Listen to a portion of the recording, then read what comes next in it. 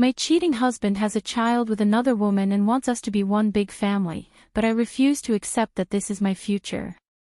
I found out months ago that my husband cheated on me, and his excuse was that he was tired of being intimate with me just to have a child, even though he is the one who wants it. We talked about it, and after a while, I decided to forgive him since he promised it would never happen again. Since then I have undergone multiple treatments to get pregnant, and now that I am, it has all gone downhill. I have been dealing with bleeding and was told that my delivery would be very high risk. My husband has not cared about any of this and has only distanced himself from me more since I announced the pregnancy. For some time now he has been taking care of his sick mother, who had hip surgery and is in almost constant pain. He has made my life extremely difficult. He takes our only car to go out to bars, or whatever with his friends, and leaves me stranded at his mother's house.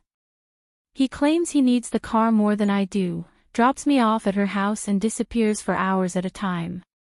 A few days ago, his mother tried to go to the bathroom on her own, slipped and hurt herself. I tried to call my husband, since we had no transportation and his mother has no insurance, so I didn't want to call an ambulance, but of course, he didn't answer. In the end, I got a neighbor to help us by taking us to the nearest hospital. She ended up needing to be admitted and hours went by without any news from my husband. Eventually, my brother-in-law showed up to check on his mother and make sure everything was okay.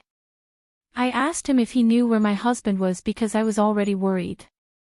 He avoided looking me in the eye and said it was none of his business to say.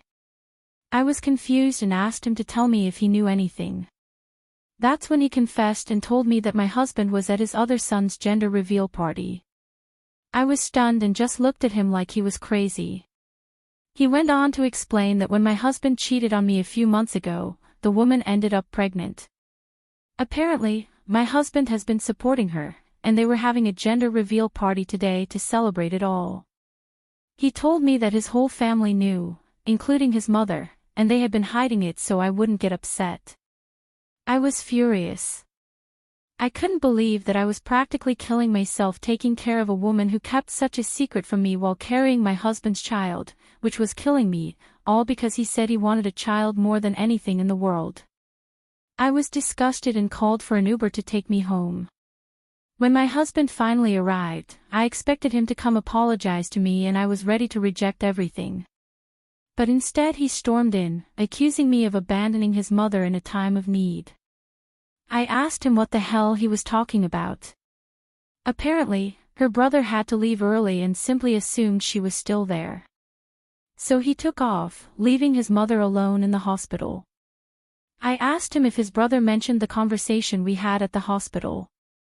He admitted that he did, but said he didn't expect me to take my anger out on his poor helpless mother, that he was a horrible person for abandoning her and that he had no right to act so mean.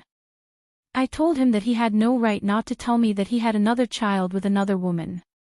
He told me he couldn't stand to look at me and that we would discuss it in the morning, then he went to sleep. I couldn't believe anything that was happening and got angry again. I packed a bag and took an Uber to my sister's house. I told her everything, and she let me stay and promised she would support me no matter what.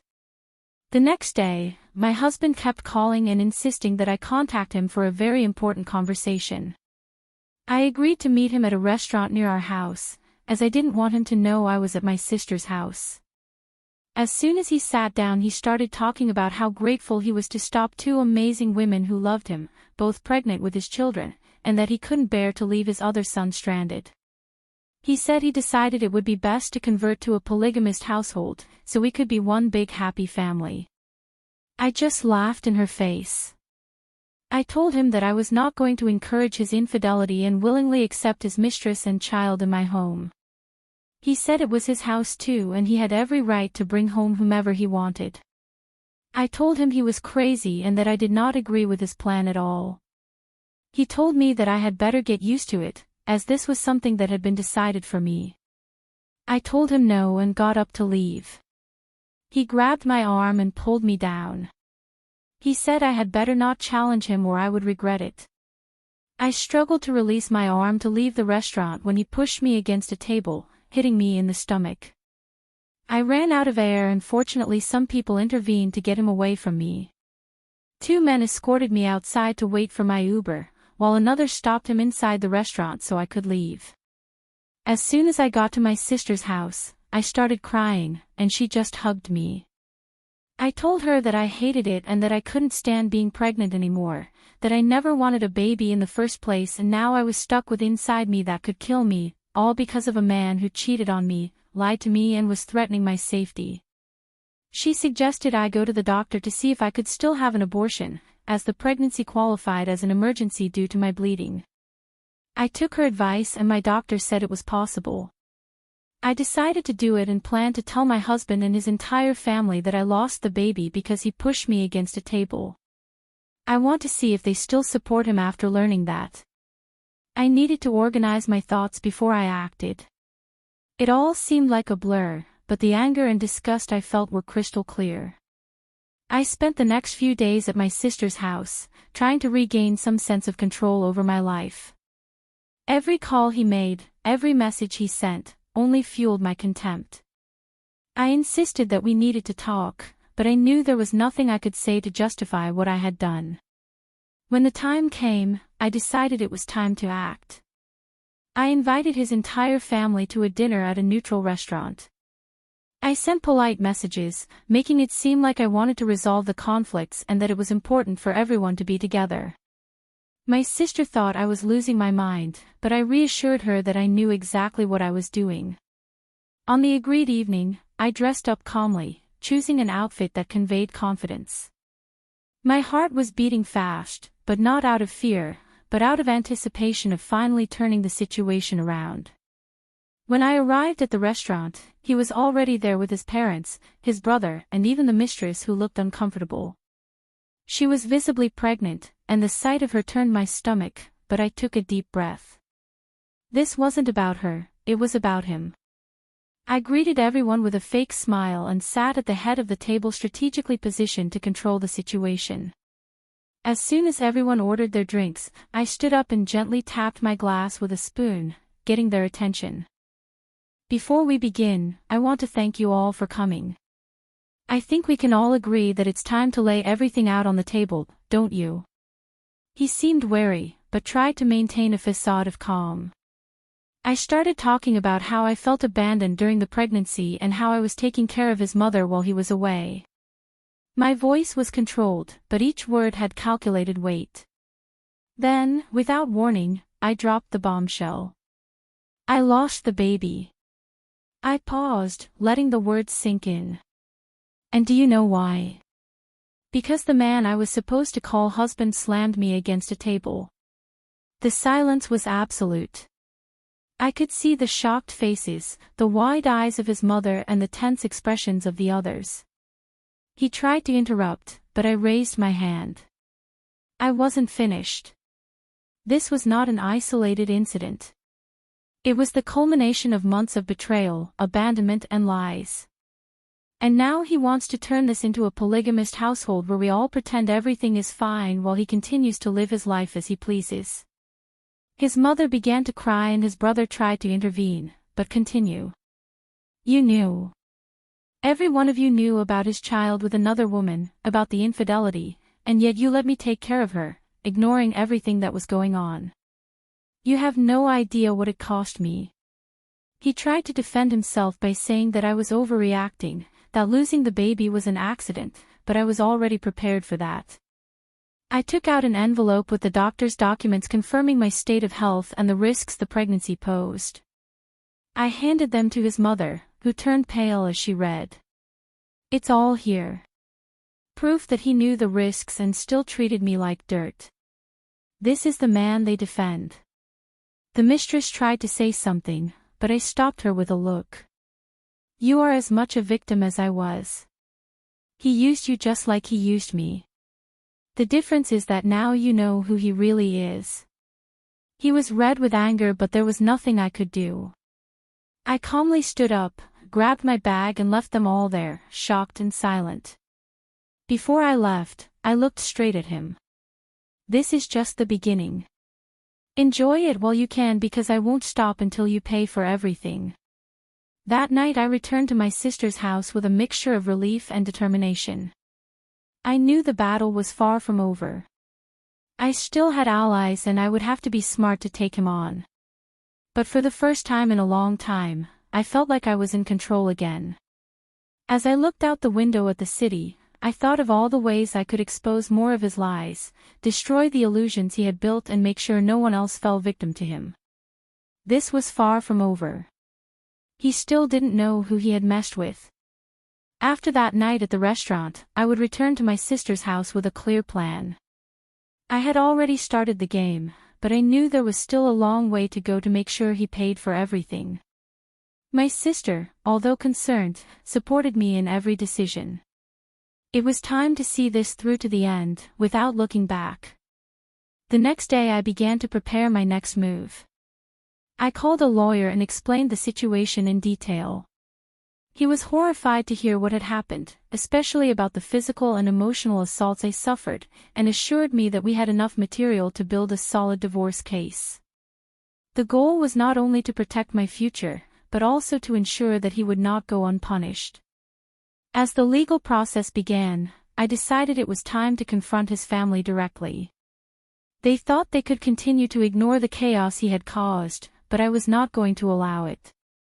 One afternoon, while he was out probably with the mistress, I went to his mother's house, taking my sister with me as a witness. I knew she would not be able to deny the facts with another person present. When we arrived, his mother was sitting in the living room with his brother and father.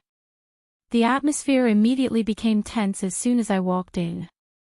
Her mother tried to start with that usual false sympathy, but I interrupted her. "Don't worry, I didn't come here to pretend everything is fine. I came to set the record straight. You knew everything, didn't you? You knew about the son's infidelity and yet you allowed me to take care of her, using me as if I were an emotional employee." She turned pale and began to stammer, but I continued. "Don't come up with excuses." She knew what he was doing and still decided to cover it up. Her excuse was what? What is her son? That he didn't want the family to fall apart.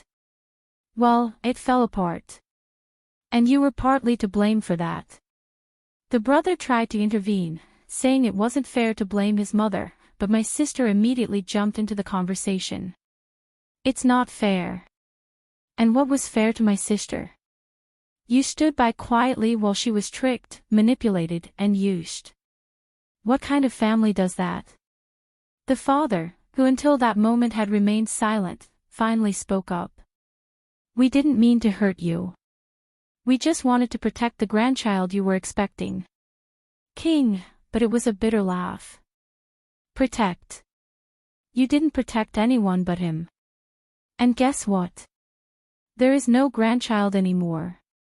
I lost the baby and he was the cause. He pushed me against a table during an argument. They still think he's someone worth protecting. The mother started crying, but I had no empathy to offer her. This wasn't about her. It was about the weight I carried alone while everyone pretended everything was fine. I continued. "I'm going to divorce him.